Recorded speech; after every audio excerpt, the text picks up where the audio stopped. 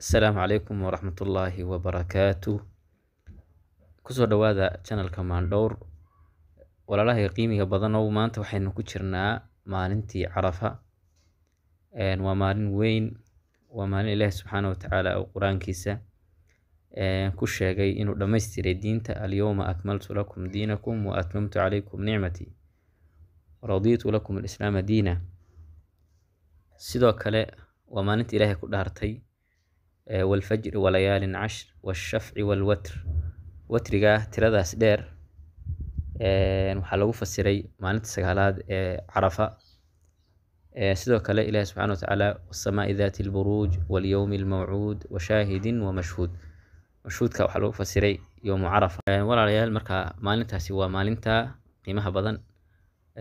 aynu ku jirnaa maanta dadka aan joogin Carafa aan taagneyn ee muslimiinta ay weysooman yihiin sidoo kale maanta waxaa la doonayaa in la badiyo ducada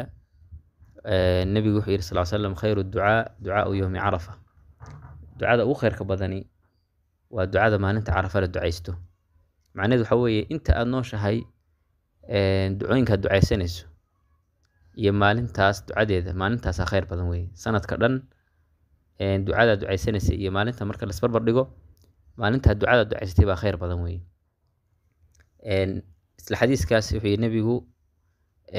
aniga iyo nabiyadii ugu horeeyay ducay ku duceysteen waxa ugu fadli badan la ilaaha illa allah wahdahu la sharika lah lahul mulku wa lahul hamdu huwa ala kulli shay'in qadir ducadaas ugu fadli badan oo in lagu celceliyo ay tahay marka waxaan isu dardaarmeynaa in ducada la badiyo sidoo kale laga faa'iideysto maalinta. Assalaamu calaykum waraxmatullaahi wabarakaatuh.